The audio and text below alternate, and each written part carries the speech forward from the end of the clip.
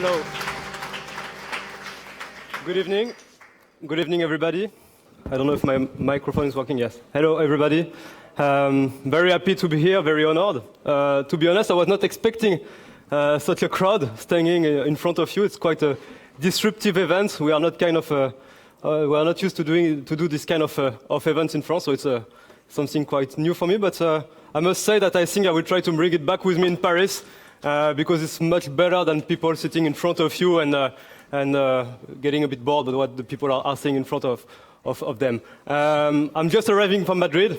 I was this morning debating with some of our friends of D66, Ciudadanos, and Inés Arrimadas, that you know, that was a member of Ciudadanos in Catalonia. I was there to debate the future of Europe, the rise of populism, and well, let me tell you that everywhere in Europe you have now a progressist movement who are willing to gather and work all together. And I can tell you that if I'm here in front of you today, it is because En Marche, the movement of the French president, is also willing to integrate this gathering of the progressists and to work for a deep reform of the Union. We speak a lot of the rise of populism in Europe, but first of all, let me tell you that it's not only a European phenomenon, but it's a worldwide phenomenon.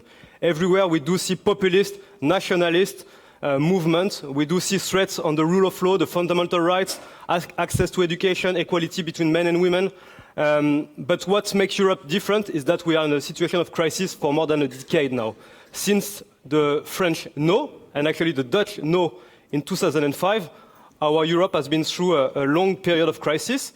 It has been the economical and financial crisis in the middle of the past decade. It has been then the war in Libya, the war in Syria, and then you had the migration crisis, the refugee crisis, you had the terrorism on one part of our continent, and then the gap, who was always broader and broader between the EU citizen and the institution, and then this ultimate crisis, which is the Brexit, which has been, I would say, the most important crisis of our union in the past century. And so, after this decade of crisis, we are today in Europe in a situation of deep divisions, doubts, sometimes, which has led to the power populist and nationalist, even in some countries where we thought it would be impossible to see them again.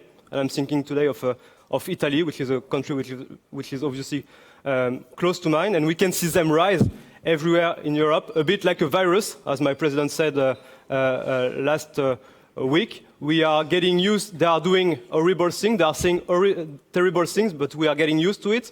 And I think that for us it's the moment to work towards a new movement, a new impetus in Europe. And that's the moment, because now in France, and I must say that in the past 10 years, France has been absent of any kind of reform in Europe. And I would like to say that France today is back, and France is ready to get involved in this new impetus that we want to launch together in 2019. And I think that we do have, in this context, a very special responsibility, because as I said, we are in a context of doubt, of division. I would say that we are also in a kind of a situation of intellectual civil wars in Europe, where we have basically two ways of seeing the world and the way our continent should be evolving.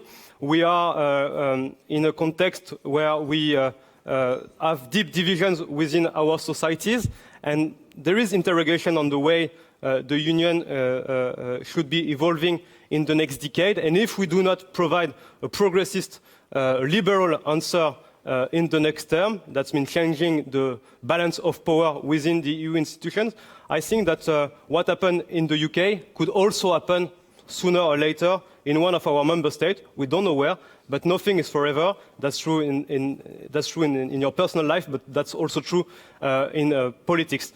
So that's why En Marche is a new movement. It's very humble.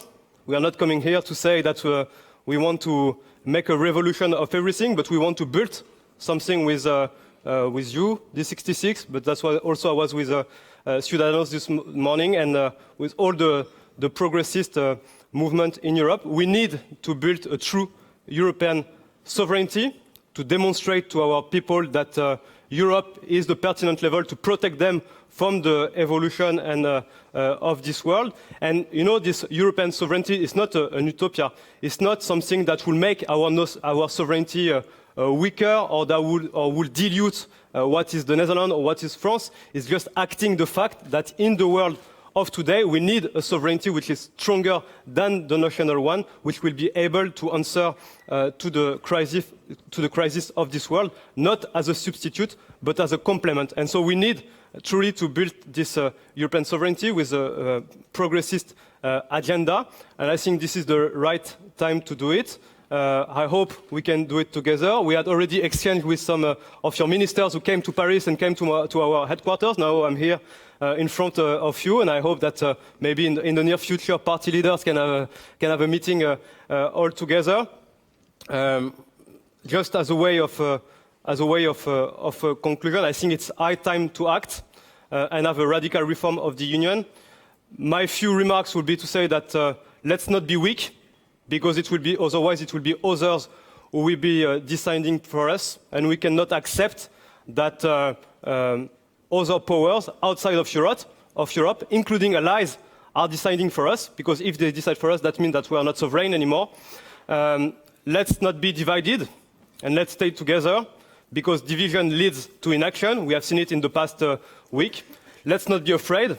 Let's not be afraid of our values, of our democracy, of our fundamental rights, and all what makes our democracy a strong and a very unique model in the world. And finally, let's choose Europe, because it's now or never. And I think that if we dare to be ambitious, there is nothing that we cannot do together. And that's my message to you today. I think that D66 and En Marche can do a lot of things together with all the progressives, the liberals in Europe. And that's what we will carry on until 2019. Thank you very much.